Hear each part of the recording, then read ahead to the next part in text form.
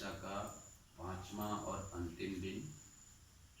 पिछले 4 दिन से हम लोग हनुमान जी के चरित्र और गुण का गायन कर रहे हैं हनुमान चालीसा के माध्यम से। कल तक हम 32 चौपाई तक आ गए थे और अभी 33 चौपाई से लेकर 40 चौपाई तक और अंतिम। उसके बाद आरती आज होगा हनुमान जी का और फिर प्रसाद। तो जैसा अभी तक हमने देखा कि हनुमान जी के गुण को गायन करने से हमें 7 फल मिलते हैं: अर्थ, धर्म, काम, मोक्ष, बल, बुद्धि, विद्या। और 11 दुर्गुण हमारे समाप्त हो जाते हैं, 5 क्लेश और 6 विकार। उसके साथ ही अगर हनुमान जी की हम भक्ति करते हैं तो हमारे में प्रभु श्री राम के गुण सुनने, प्रभु श्री राम के यश को सुनने की लालसा जगती है और प्रभु श्री राम के काज करने की लालसा जगती है। उनके गुणगान से विद्या, बुद्धि, बल हमारे जीवन में आता है, हमारे बच्चों में आता है। उन्होंने विभीषण को राजपद दिया, उन्होंने सुग्रीव को राम से मिलाया, उन्होंने हम सबको ये आश्वासन दिया कि सारे सुख आपको मिलेंगे, सब सुख लहे तुम्हारी शरण। अगर आप हनुमान जी अथवा प्रभु श्री राम के शरण में आ जाएं तो आपको आध्यात्मिक भौतिक सारे सुख मिलेंगे। ये हनुमान जी ने गारंटी दिया।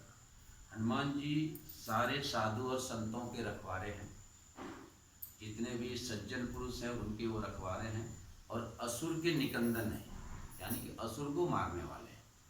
तो असुर को मारना, संत और साधु की रक्षा करना, ये हनुमान जी का काम है। इसलिए अगर हनुमान का गुण हम सब के अंदर आ जाए तो हम भी समाज में जो सज्जन व्यक्ति हैं, जो साधु हैं, जो संत हैं, उनकी हम पूजा करेंगे, उनको प्रणाम करेंगे, उनको इज्जत देंगे, उनका आशीर्वाद लेंगे और जो दुष्ट व्यक्ति हो उससे दूर रहने में फायदा अथवा तो उसे पराजित करने में फायदा है। तो अभी तक हमने इतनी बात को समझा। 32 और फलश्रुति जो है वो 31 नंबर का चौपाई में जब माता सीता ने हनुमान जी को अष्ट सिद्धि और नवनिधि का वरदान दे दिया। अष्ट सिद्धि यानी 8 सिद्धियां हैं: अनिमा, गरिमा, महिमा, लगिमा, प्राकट्य, प्रारब्ध, सिद्धि, समाधि। ये 8 जो है सिद्धि। और नवनिधि है इसमें कि जो कुबेर के भंडार में 9 निधि हैं वो सारे हनुमान जी को प्राप्त है। अथवा तो नवधा भक्ति जो है, जो रामचरितमानस में अनुसुईया माता ने सीता को बताया, नवधा भक्ति, उनके जानकार हमारे हनुमान जी महाराज। तो ये अष्ट सिद्धि और 9 निधि का वरदान माता ने दिया। माता ने और 5 वरदान दिया था कि आशीष दिन राम प्रिय जाना, हऊँ तात भल शील निधाना, अजर अमर गुण निधि सुतो। कल हमने बात किया था, मानस पुत्र बनाया, अपना पुत्र बनाया, 5 तत्व उनको दिया था कल: जल, थल, पावक, गगन, समीर। अब हम आगे बढ़ते हैं और अंतिम 8 चौपाई अब भृगुटी के मध्य हम रखेंगे, जो आज्ञा शक्ति चक्र है, छठा शक्ति चक्र, और अंतिम दोहा को सर के ऊपर रखेंगे, जो शस्त्रार शक्ति चक्र है, जहाँ प्रभु श्री राम का वास है, और भृगुटी के मध्य जहाँ माँ सीता का वास है। तो अब से जो चौपाई होगा वो हमारे भृगुटी पे, आप अपने भृगुटी पे रखें। तुमरे भजन राम को भावे, जन्म जन्म के दुख बिसरावे, अंत काल रघुबर पुर जाई, जहाँ जन्म हरि भक्त कहाई, और देवता चित्तन धरी, हनुमत से सर्व सुख करई, संकट कटे मिटे सब पीरा, जो सुमरे हनुमत बलबीरा। ये 32 से लेकर के 36 तक का चौपाई।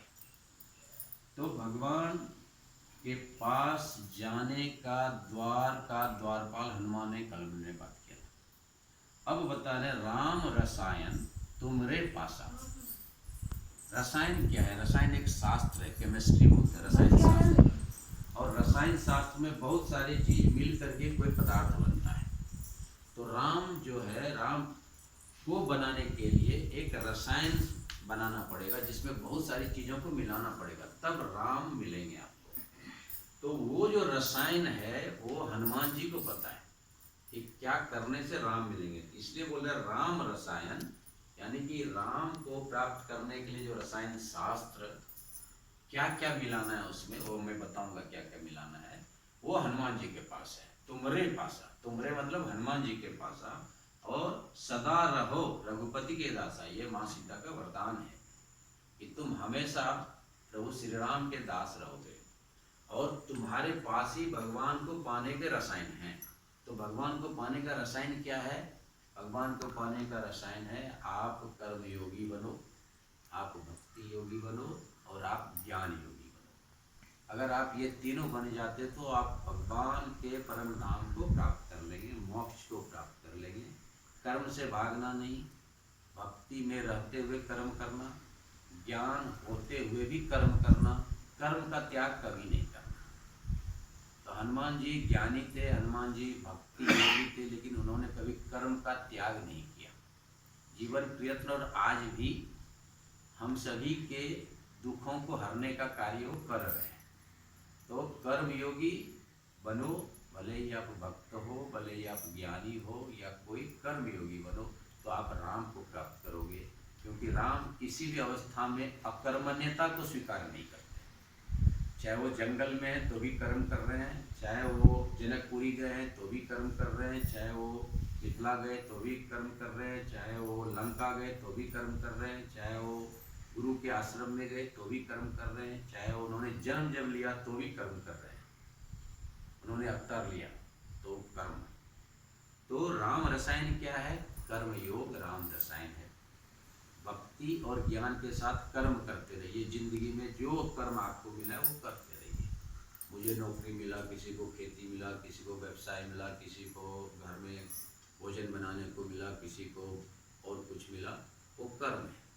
कर्म भक्ति और ज्ञान के साथ करें, वही राम रसायन है और तभी आपको राम की प्राप्ति होगी। ये तुलसीदास जी हनुमान जी के माध्यम से हमें समझा रहे हैं।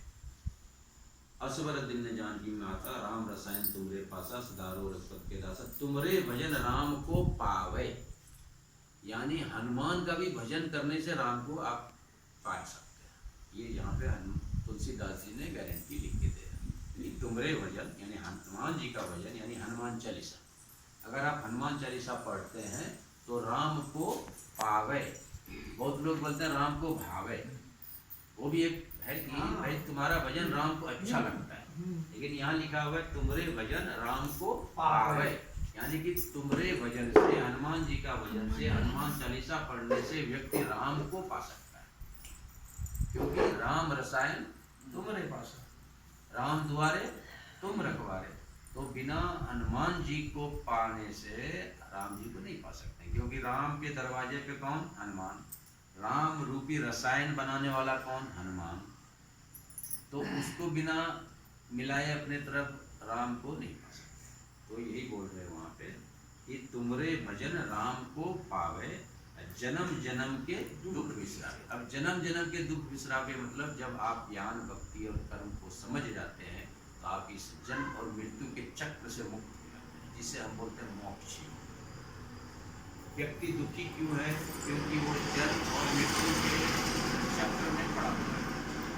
अगर कोई व्यक्ति मृत्यु और जन्म के चक्र से छूट जाए तो उसे मोक्ष कर परम धाम की प्राप्ति होगी। जिसे परम धाम करते हैं, वहाँ जाने पर कोई व्यक्ति वापस नहीं आता, कोई जीव वापस नहीं आता।